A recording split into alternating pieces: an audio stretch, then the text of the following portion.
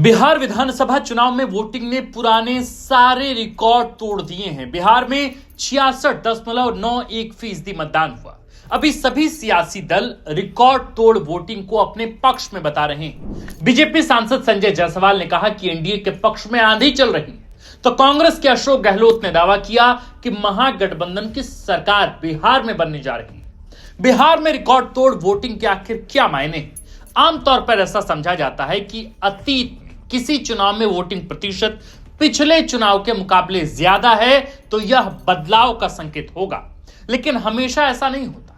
2019 के लोकसभा चुनाव में बीजेपी ने सत्ता में प्रचंड जनादेश के साथ वापसी की और चुनावों में रिकॉर्ड तोड़ वोटिंग भी हुई थी। बिहार में वोटिंग को लेकर सामने आए ताजा आंकड़ों का विश्लेषण हम कुछ सवालों के साथ शुरू करते हैं। मसलन कि क्या 20 साल के एनडीए शासन से ऊब चुकी बिहार की जनता ने बदलाव के लिए वोट किया है? क्या नीतीश सरकार के खिलाफ सत्ता विरोधी लहर है? क्या तेजस्वी यादव का प्रत्येक परिवार को एक सरकारी नौकरी का वादा काम कर गया? क्या नीतीश कुमार की प्रासंगिकता को लेकर उठाया गया महागठबंधन का सवाल मतदाताओं के बीच असर कर गया? क्या जनता इस बार तेजस्वी की अगुवाई वाली महागठबंधन के पक्ष में बदलाव चाहती है?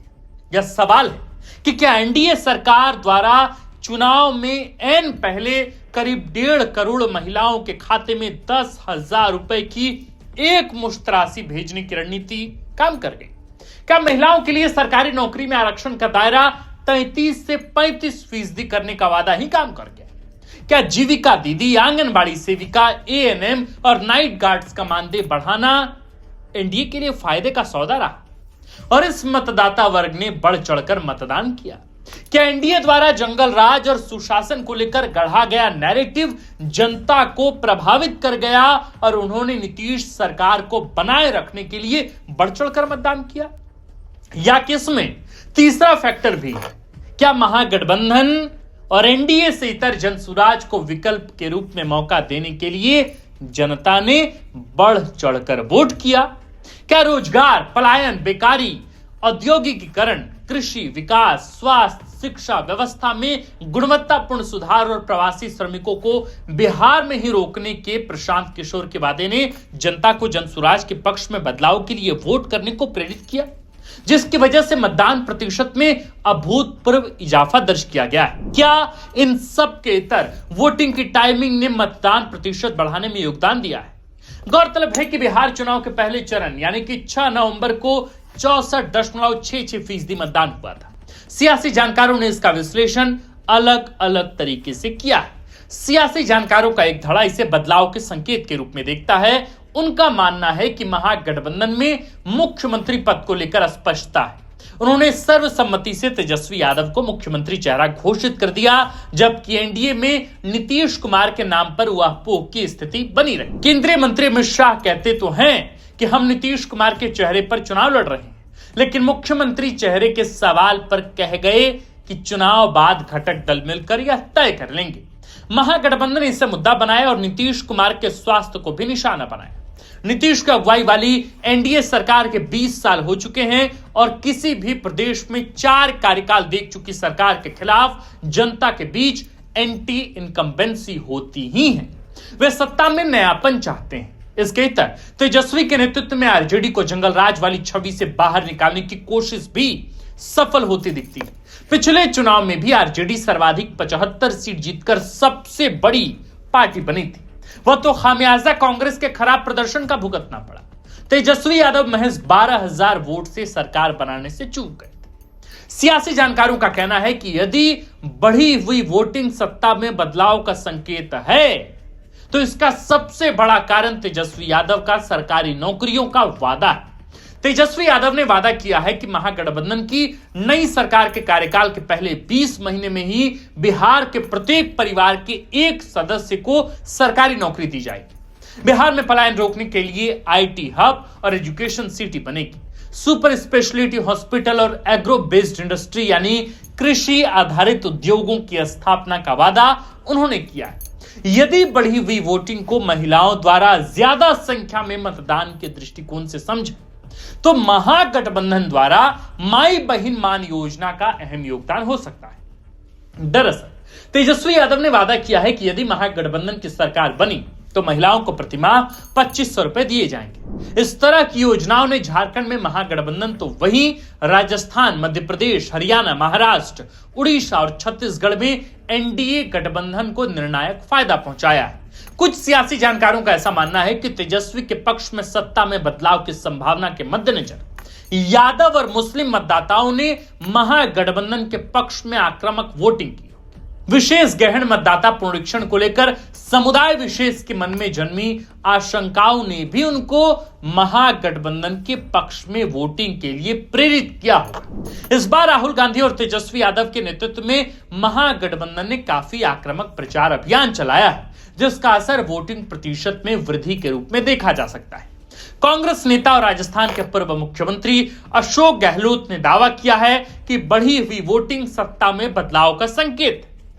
वह महागठबंधन सरकार बनने की संभावना जताते हुए थोड़ा विरोधाभासी बयान भी देते हैं। दरअसल अशोक गहलोत ने जिक्र किया कि एनडीए ने महिलाओं को 10,000 रुपए बांटे, लेकिन मैं उम्मीद करता हूं कि उन्होंने निष्पक्ष होकर मतदान किया होगा।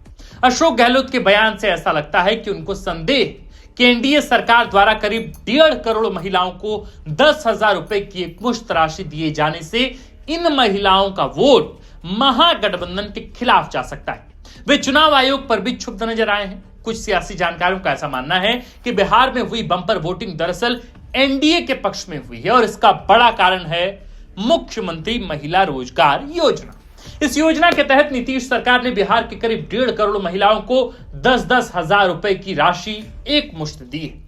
साथ ही वादा किया है कि जब महिलाएं इस राशि से कोई रोजगार शुरू करेंगी और समीक्षा के दौरान इसमें प्रगति पाए जाने पर पहले 20,000 रुपए और फिर 2.5 लाख रुपए की रकम एक मुश्त दी जाएगी। नीतीश सरकार के लंबे कार्यकाल का बड़ा कारण बिहार की महिलाओं के समर्थन को भी माना जाता है। शराबबंदी और सरकारी नौकरियों में महिलाओं को 33% आरक्षण जैसे फैसलों ने महिलाओं को नीतीश कुमार का वोट बैंक बना दिया है। इस चुनाव से पहले मुख्यमंत्री नीतीश कुमार ने सरकारी नौकरियों में महिलाओं को आरक्षण का दायरा 33% से बढ़ाकर 35% कर दिया और इसे केवल बिहार के स्थानीय महिलाओं के लिए रिजर्व कर दिया। बिहार की बड़ी संख्या में महिला फर्स्ट टाइम वोटर्स हैं, जिन्होंने नीतीश सरकार के पक्ष में मतदान किया होगा।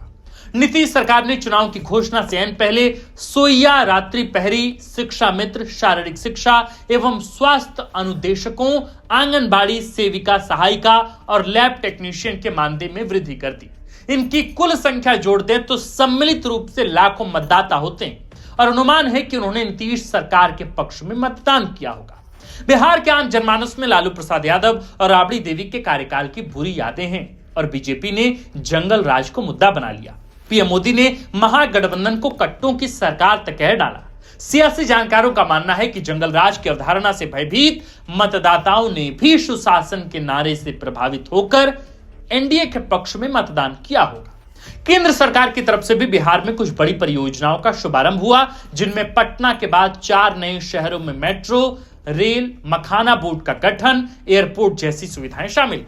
कुछ सियासी जानकारों का मानना है कि प्रशांत किशोर का जनसुराज भी बढ़ी हुई वोटिंग का कारण हो सकता है। दरअसल 3 साल से बिहार की सक्रिय राजनीति में जुड़े प्रशांत किशोर ने पलायन, बेरोजगारी, अशिक्षा, बदहाल स्वास्थ्य व्यवस्था और शिथिल गवर्नेंस और मूलभूत सुविधाओं के अभाव को मुद्दा बनाया और काफी आक्रामक प्रचार अभियान चलाया।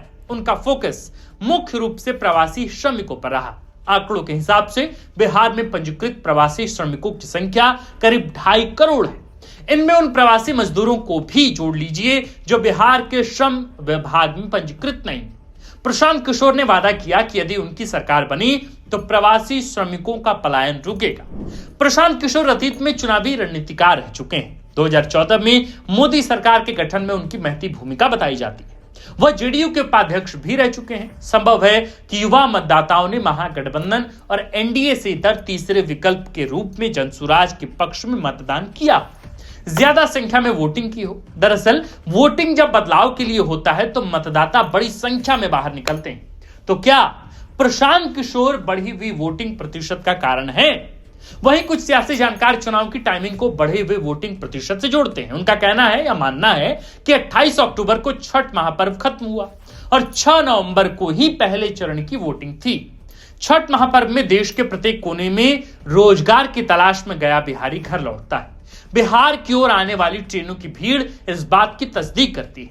अनुमान है कि छठ महापर्व पर घर लौटे प्रवासी मजदूरों ने वोटिंग के लिए रुक जाना ही श्रेयस्कर समझा होगा, क्योंकि वक्त काफी कम था।